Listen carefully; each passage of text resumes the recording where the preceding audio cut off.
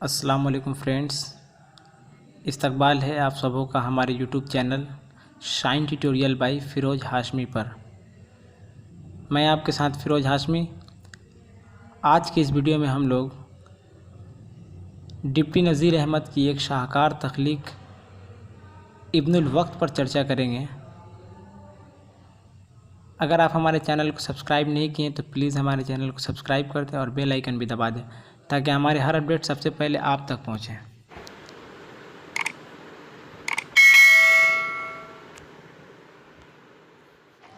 तो चलिए फ्रेंड्स, सबसे पहले हम ये जानते हैं कि नावल की तारीफ़ डेफिनेशन क्या है।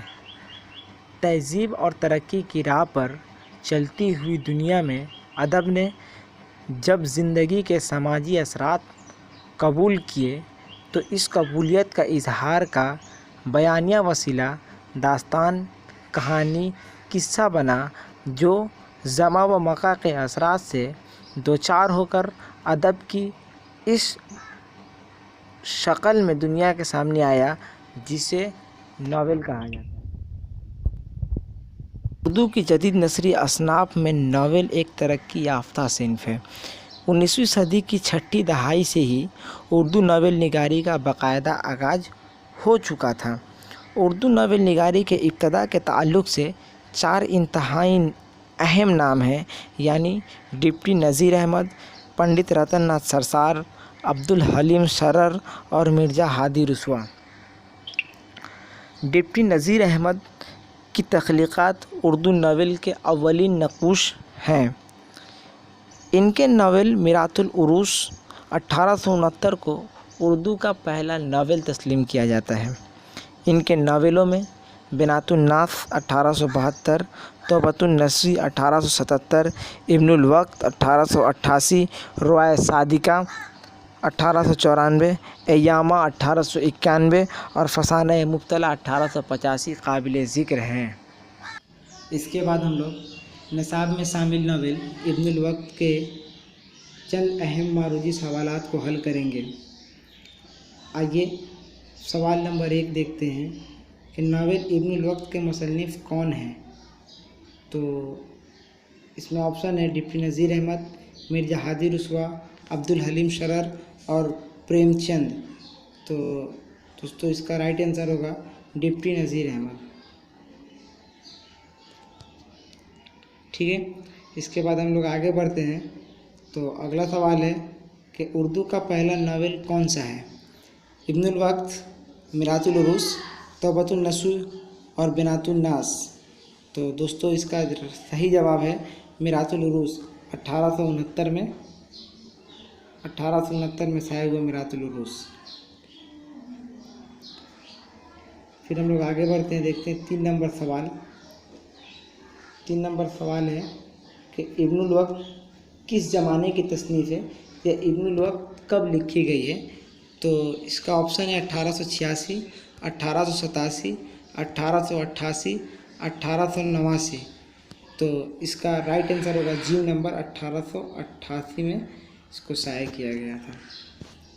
उसके बाद अगला सवाल है 4 नंबर, डिप्टी नज़ीर अहमद का असल नाम क्या था। मोहम्मद नज़ीर अहमद, नज़ीर अहमद नज़ीर, नज़ीर अहमद, इनमें से कोई नहीं। तो इसका राइट आंसर होगा मोहम्मद नज़ीर अहमद। ठीक है, फिर इसके बाद अगला सवाल देखते हैं 5 नंबर कि इब्नुल वक्त का ताल्लुक़ किस सिन्फ़ सुख़न से है या किस सिन्फ़ से है। अफसाना, इंसाइया, ड्रामा, नावल। तो इब्नुल वक्त एक नावल है, तो इसका राइट आंसर होगा नावल।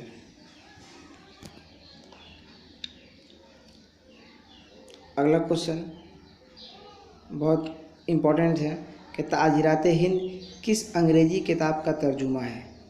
ताजिरात हिंद ये डिप्टी नज़ीर अहमद की एक शाहकार तख्लीक़ों में शामिल है। ताजिरात हिंद किस अंग्रेज़ी किताब का तर्जुमा है। तो इस अलिफ नंबर इसका ऑप्शन है कि Indian penal code, Indian politics, Indian constituency, इनमें से कोई नहीं। तो इसका जवाब होगा इंडियन पेनल कोड। ये एक انگریزی قانون کی کتاب ہے جس کو ڈپٹی نذیر احمد نے اردو میں ترجمہ کیا تھا۔ اگلا سوال ہے کہ مدرسہ میں ساری پڑھائی میں اس کی پسند کی چیز تھی۔ یہاں سوال کیا جا رہا ہے کہ مدرسہ میں ساری پڑھائی میں اس کی پسند کی چیز تھی، کس کی پسند کی چیز تھی؟ ابن الوقت کی پسند کی کون سی چیز تھی؟ تو اس کا جواب ہوگا تاریخ۔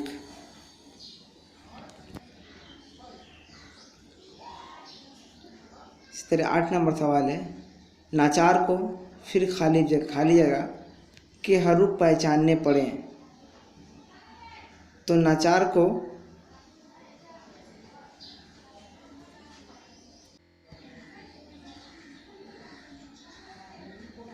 کو اس کے حروف پہچاننے پڑیں۔ کس کے حروف ناچار کو پہچاننے پڑیں؟ تو اس کا جواب ہوگا انگریزی کے حروف پہچاننے پڑیں۔ اگلا سوال 9 نمبر، خالی جگہ کالج ان دنوں بڑے زوروں پر تھا۔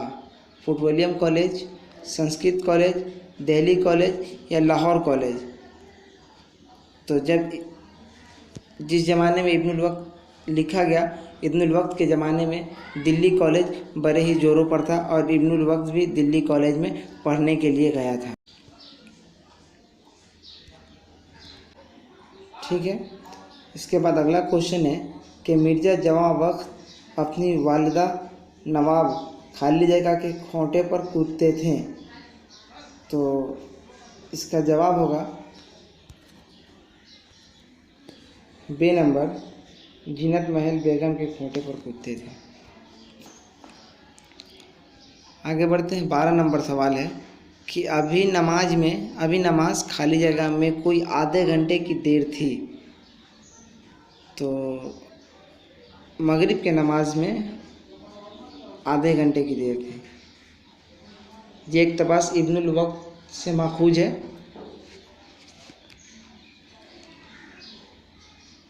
اس کے بعد 13 نمبر سوال ہے کہ میرا نام خالی جگہ ہے۔ میرا نام محسن خان ہے، جانثار ہے، نثار احمد ہے، محمد نثار ہے۔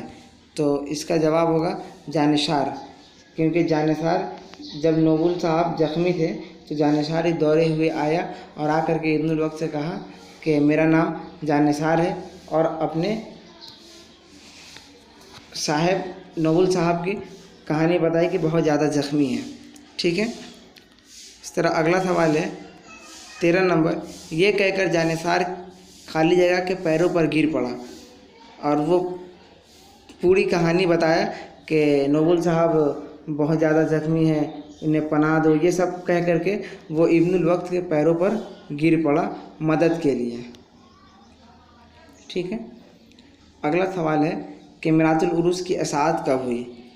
تو میراث العروض کی اشاعت 1869، 1877، 1888 اور 1879۔ تو میں نے شروع میں ہی بتا دیا کہ میراث العروض کی اشاعت 1869 کو ہوئی تھی۔ ٹھیک ہے، اگلا سوال ہے جانثار کس کا ملازم تھا؟ نوبل صاحب کا، ابن الوقت کا، معشوق محل بیگم کا، زینت محل بیگم کا؟ تو دوستو اس کا رائٹ آنسر ہوگا نوبل صاحب کا۔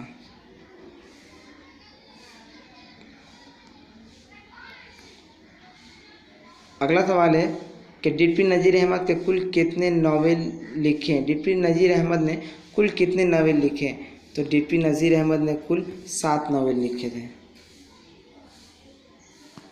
جن میں میراث العروض، بنات الناس، توبۃ النصوح، ابن الوقت،